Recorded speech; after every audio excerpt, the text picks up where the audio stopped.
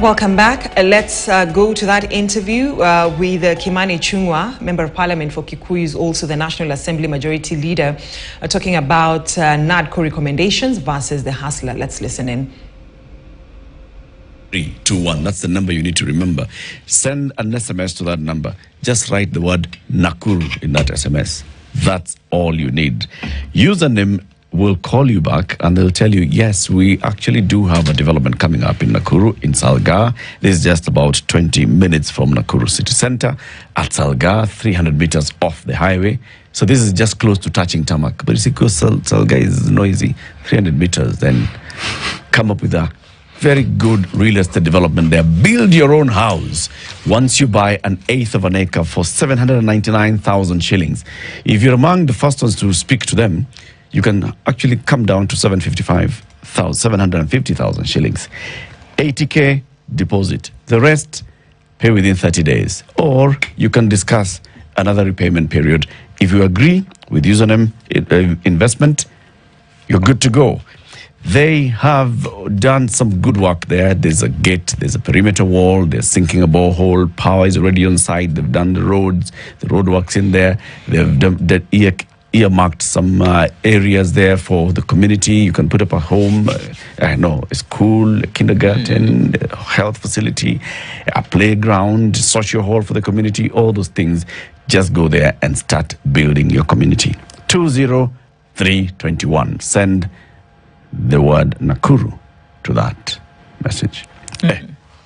So now we are joined by the Member of Parliament for Kikuyu constituency. He is the leader of the majority coalition in the National Assembly, the Honorable Kimani Chungwa. Good morning, Mheshimiwa. Good morning. Welcome to the hot seat of the Situation Room. Asante. Good to have you here today. Karibu sana. It's been a while since you were last here. Oh yeah. It was before the budget. Before the budget, before the national dialogue. Before national dialogue. There was a lot. There's a lot that's happened since then. A lot. We'll talk about it soon. City has the day's proverb. This week the proverbs are from Eritrea. Yes. If you hear a mad man talking, wait a minute. And you will hear what makes people think he is mad. If you hear a madman talking, just wait a minute, and you will hear what makes people think he's mad. Mheshimiwa, what's your interpretation of this? If you hear a madman speak, you will realize what makes people think He's mad. he's mad. Incoherence. Yeah. What are the Eritreans saying? Talking about incoherence. Yeah. No normal man speaks things that are coherent, things that make sense to anybody else other than himself. City? Deep with one word. It's very good. It's just deep with one word. No, it's very, very good. Very coherent. You know, City usually gives marks to people. So how do you score the Mheshimiwa this morning? You know, today's a fairly warm morning. It's a Thursday. But it is warm, isn't it? Maybe You could still be in that meeting. maybe I'm not feeling warm, but it isn't warm. It's warm, isn't it? It is. Okay, so it's a warm morning. This one is going to be out of 15. We move from 10 and out of 10, 15. Mheshimiwa has gotten 15 out of 15. Wow. With that one word, incoherent.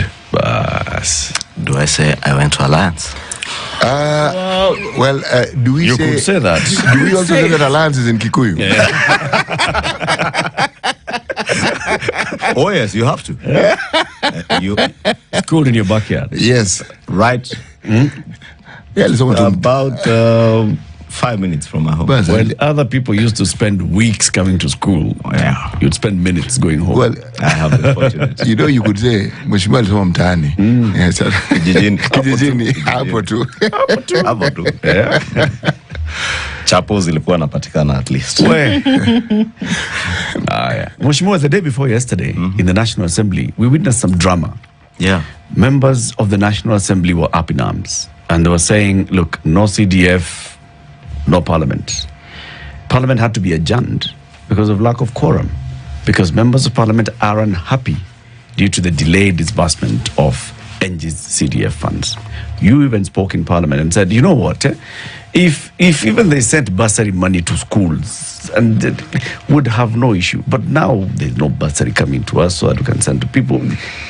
And then the National Treasury Cabinet Secretary says, we have no money for NG-CDF.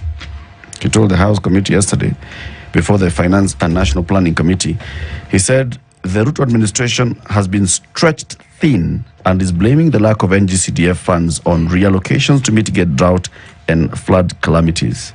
He's basically saying we're in a cash crunch. Yeah. What's happening, Mheshimiwa? Well, members of Parliament being apprehensive about the disbursement of NG-CDF, myself included, is no new thing to begin with, because we are the people's representatives. And when you represent people, you have a feel of where they are. So we know times are difficult for everybody, and schools will be opening. I know everybody is thinking about Christmas. We are thinking ahead about January, when kids will be going back to school. And we have to start preparing how you get people to apply and get bursaries disbursed for them. So that was the apprehension with members of Parliament the day before yesterday. We tried to tell them the commitments that had been given by the National Treasury. Of course, out of playing to the gallery, nobody was listening to what was being said. The same thing was repeated yesterday. And you saw they were all come. And because money will be released. Is a cash crunch that has a lot to do with cash flow. And when you're managing your cash flows, just like any business or any small enterprise or individual for that matter, you have got to prioritize. So the government is just in a position where they are looking at their cash position and asking themselves, do we start disbursing money for bursaries today while schools are opening in January, or do we deal with the flood mitigation measures? With people who are marooned in the northern parts of Kenya, people who have no food, people who can't access medicine because trucks could not access their dispensaries and all that. Restoring communication, be it roads, be it electricity, be it even fiber optic. I had a situation where somebody was telling me even fiber cables have been washed away in the north, and they are completely cut off out of communication. So it's just that balancing act that the National Treasury has to do. And budgeting is about prioritizing and knowing what comes first, when. But then, Mheshimiwa, it's 6 months. 6 months into the financial year, and 6 months of delayed disbursements. We are also dealing with delayed disbursement of capitation. Schools closed, they have not received the money that they ought to have received by the time they were closing. So we're heading into January with that burden for the last 2 terms going into the next term. Plus new admissions going in, no money for bursaries. It doesn't seem like the issue is because of the current floods. No, the issue is not about the current floods. And I think even during the national dialogue process, this matter is one of the issues that we dealt with in depth around the agenda of cost of living. And if you listen to Professor Ndungu, the cabinet secretary, he's telling you that the country is running very, very fast to remain at the same position. You can imagine you're running very fast, but you're not moving. You're not moving. You're at the same position. Why? Because of where you found yourself in from the word go. And principally, if you listen to him, he will tell you, and I am also of that view, there have been missteps on macroeconomic policies and the economic management of a country in the past, and we found ourselves in a very deep hole. That deep hole, people have always politicized it when you said that we were in a problem. You remember when the deputy president said in Kasarani during the inauguration day that we have found empty coffers, this country is in deep trouble. People took it as a political statement. I think it's only now that people are beginning to appreciate then that things were really that thick. I had problems. People have problems with Professor Dr. Devin D. When he said in one of his tweets, Sunday tweets. Yes, I don't know if they're on Sundays. I know others who tweet after midnight. But he said, how I wish we lost this election. And people never got what Professor Ndi was saying. some level of sarcasm, him asking, if only Kenyans knew what it has taken this government to remain afloat, not to sink. Countries around us are sinking. Ethiopia the other day announced they are unable to pay their debts. Ghana did that, I think, late last year. We are telling you by the end of this December, we have to settle the first $300 million of our 2014 Euro bond. We are telling you that we shall not default on our loans. Those positive signals in the economy are making a difference on even the support we are getting from the multilateral donors. You heard the other day World Bank commit to give the country $12 billion over a period of 3 years. That's about 1.8 trillion shillings over 3 years. IMF committed to, I think, $938 million. That's another 100 and something billion. And that tells you that the country is signaling that you are on the right trajectory in terms of macroeconomic management. And fixing an economy, Latif, I'll tell you, is not a walk in the park. Therefore, the situation that we are in did not begin with floods, did not even begin with a drought. It's a situation that has been built up over time. Some of us saw this coming. I'm a student of economics. I am a former chair of the Budget and Appropriations Committee. Yes. I was fired after 18 months, although many Kenyans, I don't know if in jest or in an attempt to tell you are part of the problem. Imagine that I was chairman budget for 9, some say 7, some say 9, some say 8 years. I was chairman budget and appropriations committee for 19 months before I was fired. At least for one budget cycle. At least for a budget cycle and a half. And I have challenged any Kenyan who thinks otherwise to access the Budget and Appropriations Committee reports. I authored at least 4 or 5 reports to the National Assembly, public documents. All the issues happening today are issues that I put under pen and paper and submitted to Parliament, and reports were adopted. When it became too tough, I was fired because there are certain things I said I shall not do. And that was a point of fallout between me and the former president. And therefore, we are not in a situation where we just landed from nowhere. It is a situation we have created over time.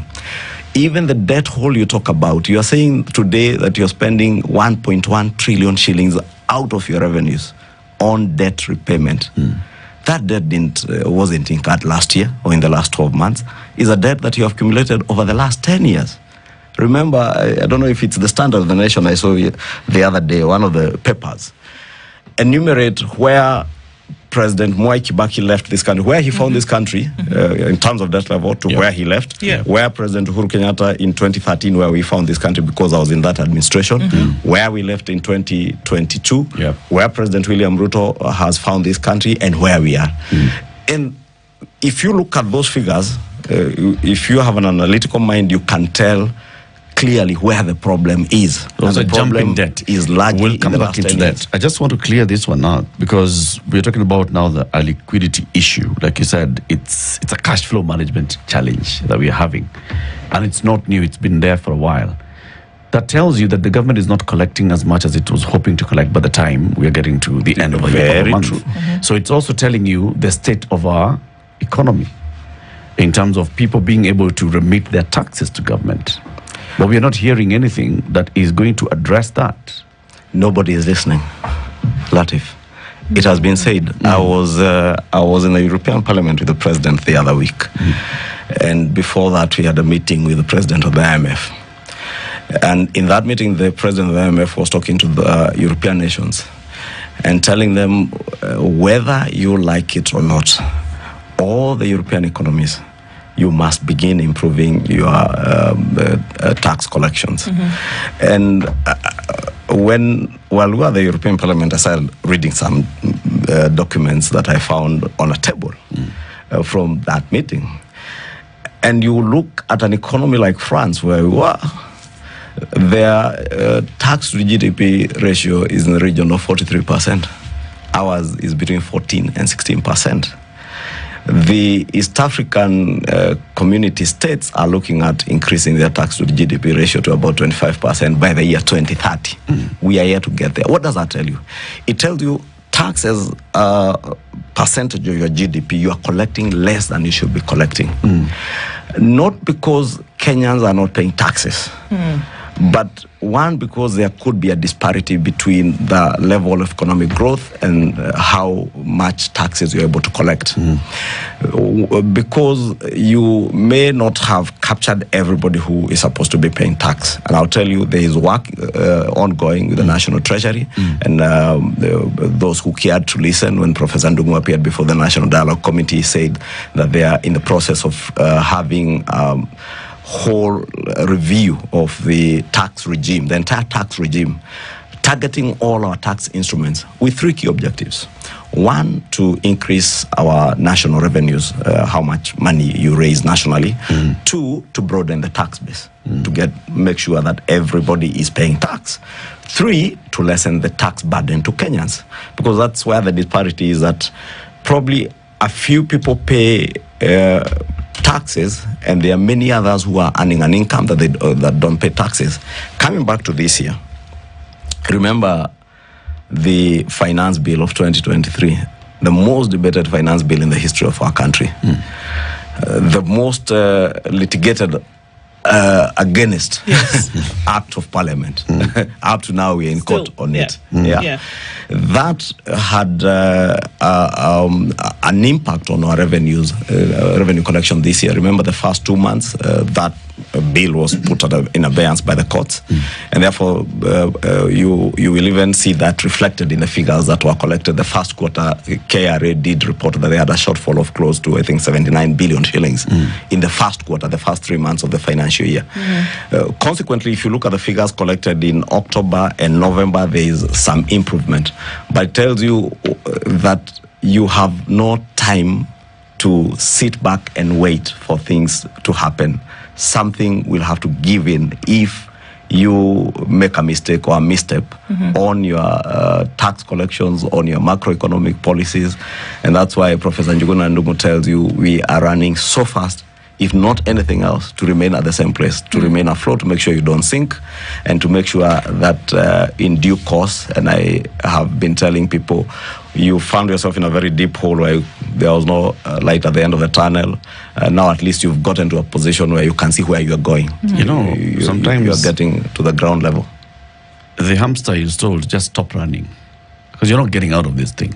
You're in a wheel, it's just, you're in a hamster wheel. You're perpetuating that movement. Perpetuating the movement. Maybe it's the same that you ought to tell the National Treasury.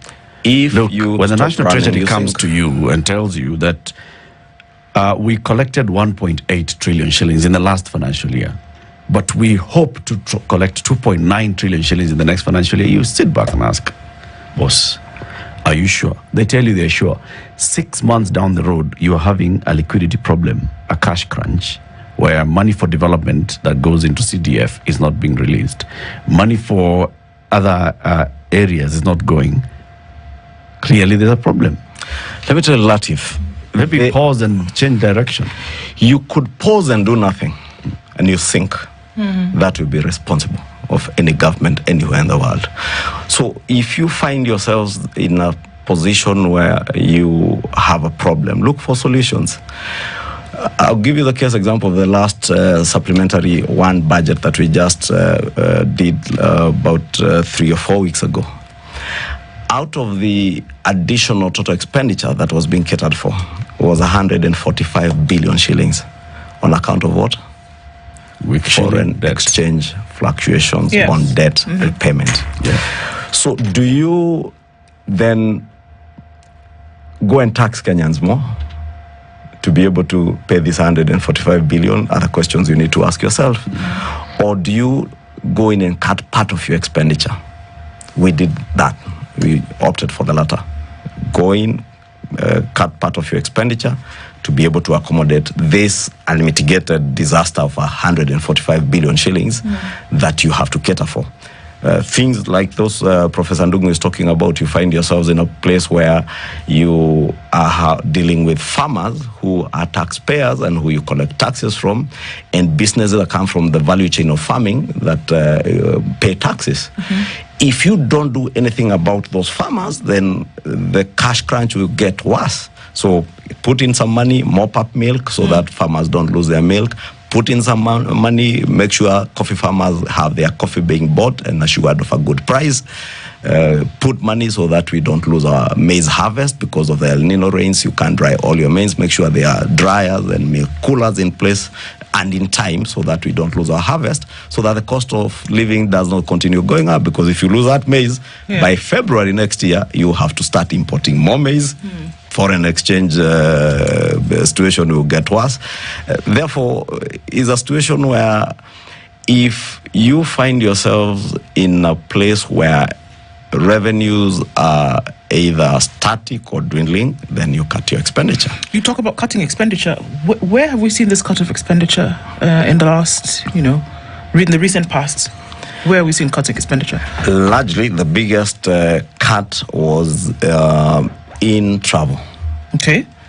Travel by things like O&M, which in all government ministries, and travel lost about 50% of what government was to spend this year across the board from all the three arms of government.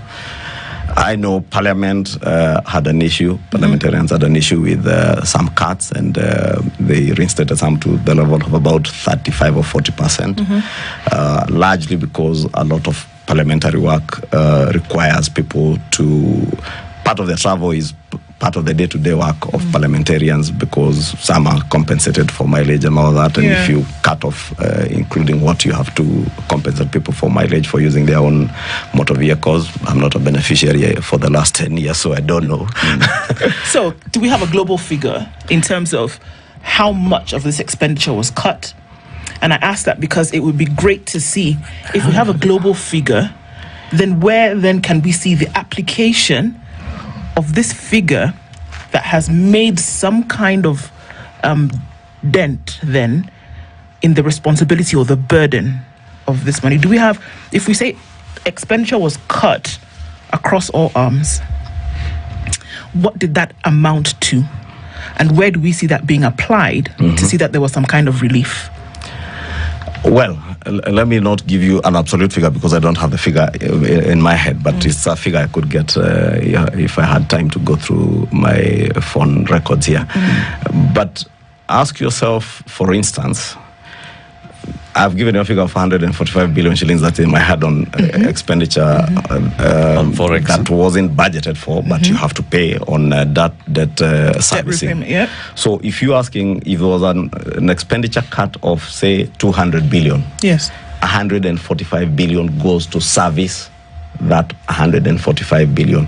I've given you instances where we have about a figure of 400 million shillings going towards milk mop-up, another 2.8 billion shillings going towards procurement of maize dryers and milk coolers, mitigation measures on floods in this drought season, 1 billion shillings going towards emergency relief for provision of food items and medicine for those people who are marooned in floods. Therefore, it is a figure probably in the region of 300 plus billion shillings, but which you can account for to the cent in terms of where that money has gone. Yeah. And we can see the repetition of the same as we go into a cycle whereby we go into the next 3 months, for example, and across the different arms, and an expected amount which was pre-budgeted now is cut, and then we can see that money then going into something else. Over time, we should be able to see that, right? I'll give an example. When we talk about the dehydration of milk and, the freezers and all of this, we should then be able to see in the mid to long term, the money that was saved as a result of that, and then actually, because we keep saying $100 billion, 100 billion shillings should be felt in the economy. If you put 100 billion into the economy today, we should be able to see the results. It's not because Kimani Ichung'wah said, we should be able to see it, isn't it? Precisely. And I'll give you the case example that you have mentioned about milk and maize farmers. If you don't put in 400 million shillings to mop up milk, what will happen? We'll throw it in the Rains bush. Rains are good. There is overproduction of milk. Milk prices will drop to the region they were in 3 years ago of 15, 17 shillings a litre. That will be felt by the farmer who is producing that milk. The maize farmer who has bought fertilizer, who has put in labor, who has tilled his farm, produced maize at an average cost maybe of 3,000 shillings. If that maize goes to rot because he could not dry that maize, you will feel it. That maize farmer will feel it. You and I who are not farming maize will feel it because you will not have maize to grind for maize flour. Maize flour prices, Kenyans today have forgotten that a year ago maize flour was at 240 shillings. The least you could get a packet, the cheapest packet of maize flour was at 210 shillings. Today the cheapest is at 135 shillings. That did not just happen without strategic and deliberate measures being taken by government. When we came into government last year and we sat, I remember before the president was sworn in, the day after the bombers debacle and he was announced as a winner, we had a 3-day meeting with officers in the National Treasury, including the former cabinet secretary. In fact, the last 2 days, we threw out the former cabinet secretary from the National Treasury from those meetings. Because we realized officers in the National Treasury were withholding information when the minister was seated there. Because of the state capture that persisted then. You remember issues like the telecom haste of 6 billion shillings in the last 2 days before the elections would never have come out had we not had those meetings. Therefore, we had a deeper and greater appreciation of the state of the economy. We knew things were not good because I told you, when I was chairman budget, there are certain things I said to the former regime that did not sit well with those who were in power. As a result of you knowing that things were bad? And yes. You would speak out of... So, I'm sorry, I have to interject. I would not speak out in public. In that position, because this is the thing that we keep talking about what was found without looking at the responsibility of what was going on at the time. So Precisely. I'm interested to know that in the specific position in which you were in at that time, if things were going down the drain, was there a clear position that was taken in, folks? This cannot continue to happen in the way in which it's happening, but it would appear as though, and optics are important here, it would appear as though everybody crossed their hands and just looked at a situation, but then now everybody preserves or reserves the right to say, yeah, well, you know, things were bad at that time, they were even worse, and this is the mess we are with today. I'll tell you again, and I'll refer you to facts that exist. Go to the parliamentary Hansard of June or early July, the year I was fired as chairman budget. Listen to what I said in parliament. And I got in a lot of trouble because of saying I will no longer be an apologist for a government that is not going to deliver because people can't listen. I said in parliament when I was still chairman of the Budget and Appropriations Committee. That was probably like a month or two before I was fired. So we didn't just sit back. We said these things were going to happen. They happened. When we won the elections, we had an appreciation that things were not good.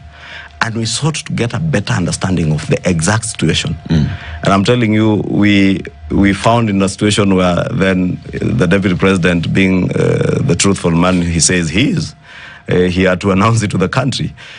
We opted to focus on what needs to be done.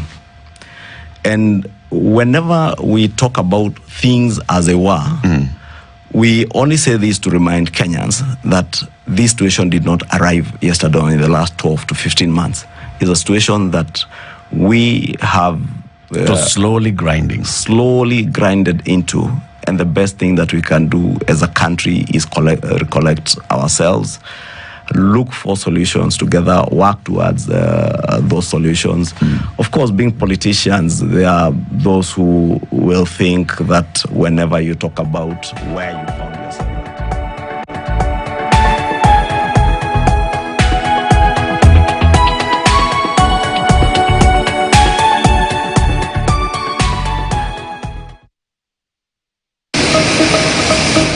The rapid climate change we are now seeing is caused by human